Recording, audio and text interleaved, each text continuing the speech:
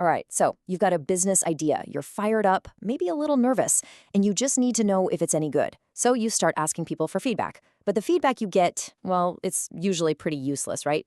This whole explainer is about how to stop getting polite lies and start getting the truth. And let's be real, the first person you probably think of telling is your mom. And your mom, she's gonna lie to you. Not because she's malicious, but because she loves you. She thinks you're a genius. So of course she's gonna say your idea is amazing. It's a sweet lie, but it's a lie that can absolutely tank your business before it even starts. And you know what? It's not just her. It's pretty much everyone. Your friends, your coworkers, even the people you think are your future customers. They're all wired to be polite, to avoid that awkward moment of telling you your baby is ugly. So they'll smile, nod, and give you encouragement that can steer you straight off a cliff. But here's the thing. What if you could flip the script? What if you had a way to ask questions that just completely bypasses all that social politeness? A way to get to the cold, hard facts, the stuff you can actually build a company on. Well, that's exactly what the mom test is. It's basically a simple set of rules for how you talk to people designed to get you the truth. It's not about tricking anyone, it's about being so precise and so focused on reality that fluff and compliments just aren't even an option for them. And I love this quote from the author because it puts the responsibility right where it belongs, on you. If you get bad data, it's not their fault for being nice. It's your fault for asking a bad question. Your job is to be the one who steers the conversation away from opinions and directly toward facts. So, if we want to get good data, we first have to know what to avoid. Let's break down the 3 big categories of bad data that can lead a new startup astray. Okay, first up, compliments. Oh, that's a great idea. Feels nice, right? But it's not data. It's just a social pleasantry. Second, fluff. This is anything hypothetical like, would you pay for this? People are terrible at predicting what they'll do in the future, and it costs them nothing to say yes to be supportive. And third, ideas and feature requests. When people start brainstorming for you, they're not telling you about their problems anymore. They're just playing product designer, and that's a distraction. And that brings us to the first golden rule of the mom test. Seriously, this is a total mindset shift. You're not a founder looking for a thumbs up. You are a detective, and you are on the hunt for clues about your customer's life. This right here is the biggest shift you have to make. And the most important rule is this. You never, ever, ever mention your idea. The second you do, the conversation is over. Their politeness shield goes up, and all the data you get from that point on is basically worthless. Instead, you make the entire conversation about them and their life. So why all this focus on their life and what they've done in the past? Because asking about the future is a trap. When you ask someone if they would buy something, they aren't really answering that question. They're just trying to make you feel good. And that kind of false positive is way more dangerous than a no, because it sends you running in the wrong direction with a totally false sense of security. So you have to pivot. You pivot from hypotheticals to concrete specifics. Don't ask if they'd buy it.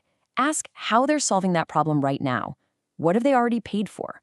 How much time have they already sunk into trying to fix it? You see, their past actions, those are facts. Their future intentions, that's just fiction. Okay, so you're focusing on past facts. Great. But now you need to figure out if the problem you're hearing about is actually a problem worth solving. This is all about digging for evidence of real pain. This question is honestly like a magic key. It immediately stops people from giving you vague opinions and forces them to tell you a specific story. And inside that story, that's where you find the gold, the context, the emotions, the real frustrations. And this question, this is the ultimate test. This is how you find out if a problem is a real, burning, hair-on-fire problem or just, a minor inconvenience. It tells you if they cared enough to actually do something about it before you ever came along. And this is a really critical point, so let it sink in. If someone complains about a problem, but they have done absolutely nothing to try and fix it themselves, then it's not a big enough problem. They won't pay for a solution. It's a nice-to-have, not a must-have, period. So what kind of evidence are you actually looking for? You're looking for hard proof. Do they already have a budget for this? Have they tried other tools and failed? Maybe they've hacked together some clumsy workaround with a spreadsheet or, duct tape and a prayer. Do they get genuinely angry or frustrated when they talk about it? These are the signals that you're onto something valuable. Okay, the final rule is all about your role in the conversation. It's incredibly simple, but man, is it hard to do in practice.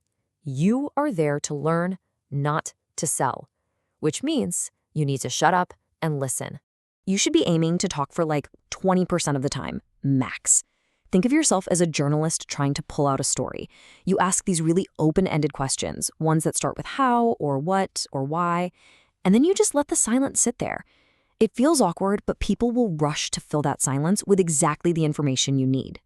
Now, if you start hearing things like, wow, that sounds cool, or I love that idea, that should set off a massive alarm bell in your head. It's what the book calls the kiss of death. It means you've accidentally stopped learning about their problems and you've started pitching your solution. You've just ruined the whole conversation. So what do you do when that happens? You use the redirect. Someone says, your idea is great. You just smile and say, thanks, I appreciate that. Then immediately you pivot right back. Hey, just to help me understand the space better, could you tell me about the last time you had to deal with this?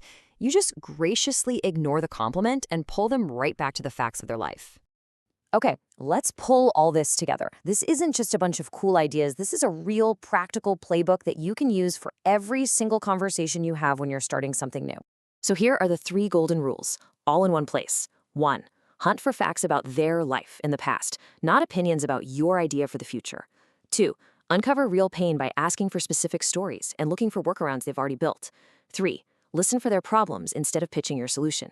And here's the pro move. When you find someone who is just a goldmine of information, their story is full of pain and clumsy solutions, you flip the script on them. You say, this has been incredibly helpful. You clearly know this space so well. Would you be open to me checking in with you every few weeks? You'd basically be an unpaid advisor. Just like that, you turn a great interview into a long-term asset. And in the end, it really all boils down to this one question. Are you doing this because you want a pat on the back or because you actually want to find the truth? Because the mom test, it's a discipline. It forces you to park your ego at the door. Because in the startup world, a comforting lie is infinitely more deadly than a harsh truth. The choice is yours.